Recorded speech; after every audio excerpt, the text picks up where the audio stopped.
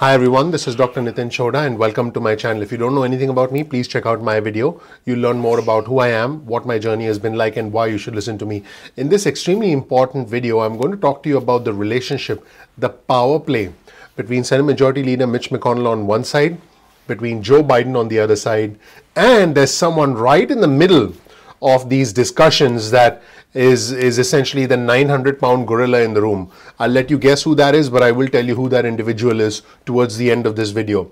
Let's be clear, Joe Biden has a very ambitious legislative agenda, and right now, unless the Democrats win both seats, both Senate seats in the Georgia Senate runoff races on the 5th of January, he is going to need the support of the Senate Majority Leader Mitch McConnell. In this video, I'll take a closer look at what drives both of these individuals, what are the priorities as far as Senate Majority Leader Mitch McConnell is concerned, and whether Joe Biden is going to be able to achieve his legislative agenda into next year. Let's just jump right in. Now, I want our viewers and subscribers to understand that Joe Biden wants to revamp Obamacare, essentially make it like an Obamacare 2.0 with the public option. He wants to fund infrastructure.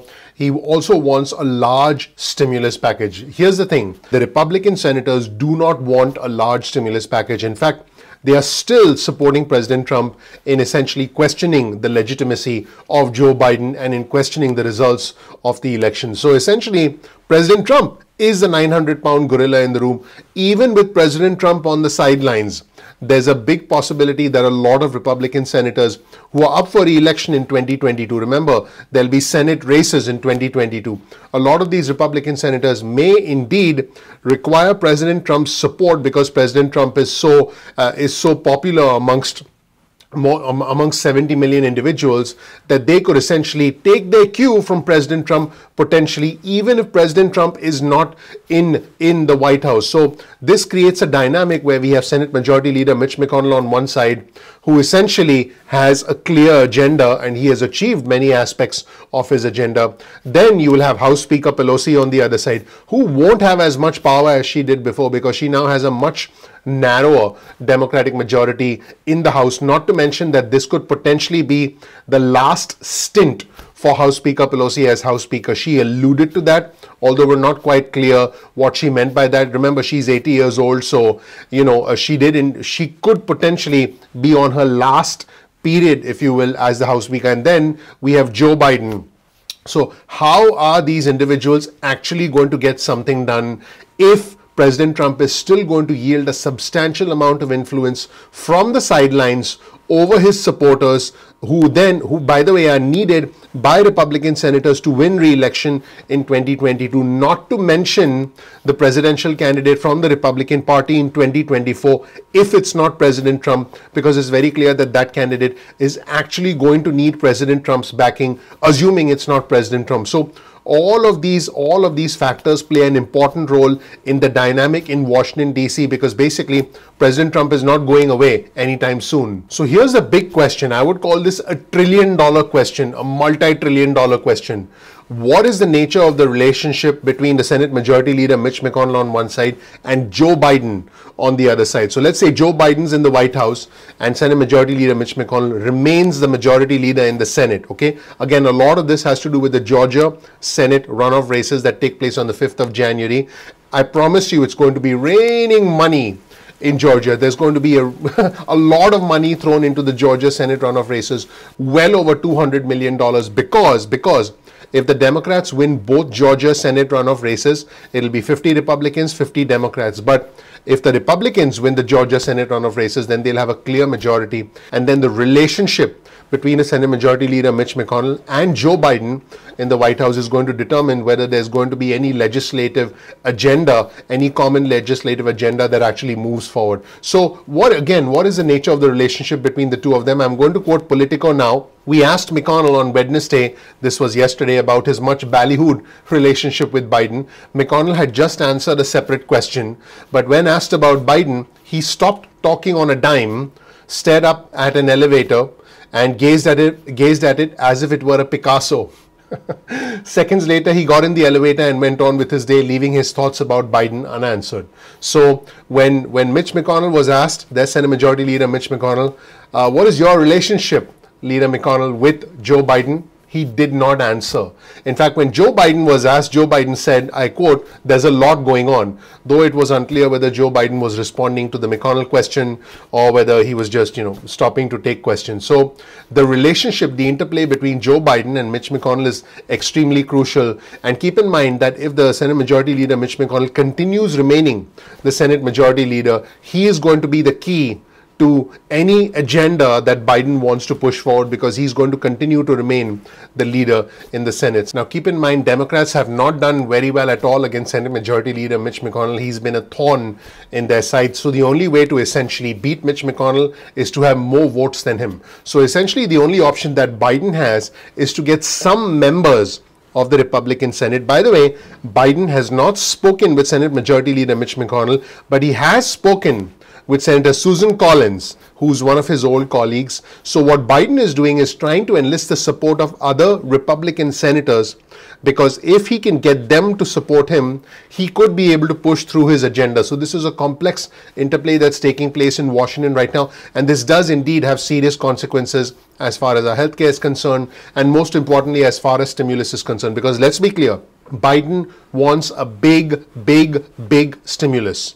House Speaker Pelosi right here also wants a big stimulus, but Senate Majority Leader Mitch McConnell does not want a big stimulus. So again, the only way for Biden to have this sort of this ability to be able to get stuff done despite the presence of Senate Majority Leader Mitch McConnell is to get certain Republican senators and essentially build a coalition of his Democratic senators and his Democratic House representatives, as well as some Republican senators on his side, in order to be able to get stuff done and move things forward in the next 4 years. And if you thought that would be the only consideration for Republicans, honestly, you would be wrong.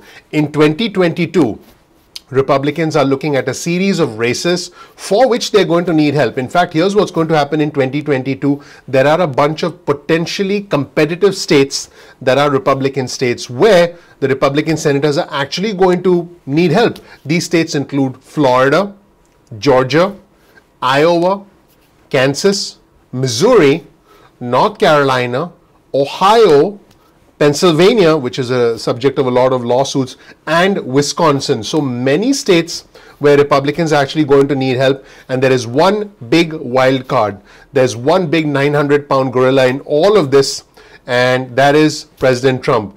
If President Trump decides to weigh in on supporting certain candidates, on voicing his opinion about legislation from the sidelines in the next 4 years, could that influence Republican senators who need his help to get re-elected come 2022, not to mention the 2024 Republican candidate for president who is going to be challenging the president at that time. And if that person is going to be challenging Joe Biden, then you can be sure that if that person is not President Trump, that person is going to need the backing and the blessing of President Trump based on the current political climate. Now keep in mind, if the Democrats win 2 Senate seats in Georgia, then all of this could change, and all of this will be a moot point, because the Democrats will be able to pretty much do what they want. In fact, you've seen this clip before. I've used it on my channel before. Here's a clip from Senate Minority Leader Chuck Schumer talking about the importance of Georgia, basically saying that, we need Georgia in order to be able to set the agenda for the future. I'm paraphrasing. Let's roll the tape and see what Chuck Schumer said. Let's watch. Now we take Georgia, and then we change the world. Yeah! I'm sorry, can you repeat that, Mr. Schumer? Now we take Georgia, and then we change America. Now we take Georgia, and then we change the world. Yeah! I'm sorry, can you repeat that, Mr. Schumer? Now we take Georgia, and then we change America. So that's it, everybody. Thank you so much for watching. I appreciate you. Make sure to comment below and let me know what you think of this complex dynamic, this complex interplay between the Senate Majority Leader Mitch McConnell on one side, between Joe Biden on the other side, and with this guy, whoa, there he is, with this guy, President Trump at the White House on the other side. Let me know what you think about this complex dynamic, and whether you think this power play is going to be good is going to be bad or is going to result in nothing, no progress for us over the next 4 years? Let me know in the comment section below. You'll also find a link to all our resources in the description section below. Thank you so much for watching, everybody. My name is Dr. Nitin Chhoda with Ignition Time. If you don't know anything about me, please check out my video. You'll learn more about who I am, what my journey has been like, and why you should listen to me. We release videos at 2 p.m. East Coast time most days of the week. That's 2 p.m. Get your cell phone out, send a text message with the word ignition or with the word time to 70,000, that's 70000. You'll get added to SMS alerts list going forward. Now, if you want, you can also get added to our email list. Simply go to ignitiontime.com/alerts. That's ignitiontime.com/alerts, and you'll get added to our email list. You can opt out of the SMS list or the email list at any point in time that you want, no worries. Sometimes YouTube does not send out notifications on time. That just happens with technology. So all you have to do is simply go to youtube.com/ignition time. That's youtube.com/ignition time, and then bookmark our channel. This way you can visit the homepage of our channel and watch our videos at any point in time that you want. You're not dependent on the YouTube notifications. Speaking of notifications, follow us on Instagram. Our Instagram handle is ignition_time. That's ignition_time. We release exclusive content specifically for our Instagram community. You can also follow us on Twitter. Our Twitter handle is also ignition_time. That's ignition_time. You'll get real-time alerts from us about breaking news that impacts your financial future. The Ignition Time channel is about the country, it's about the economy, and it's about money. So any important news pertaining to the country, the economy, and the money, you can depend on Ignition Time to provide you with that news. If you learn something new from this video, please share this video with friends and family. You'll always find a link to all our resources in the description section below. And as always, please comment below. Our community is growing, our community is respectful, our community is bipartisan, extremely intelligent, and you'll learn a lot from other members of our community. Finally, if you learn something new from this video, please ignite the like button, because the name of our channel is Ignition Time. Please also ignite the subscribe button, and don't forget to enable notifications. That really helps out the YouTube algorithm. We work very hard behind the scenes and we work hard to bring you this information. So all we ask is that you subscribe and you enable notifications. Thank you so much for watching. I'm looking forward to seeing you in the next episode of Ignition Time. Talk to you soon. Bye.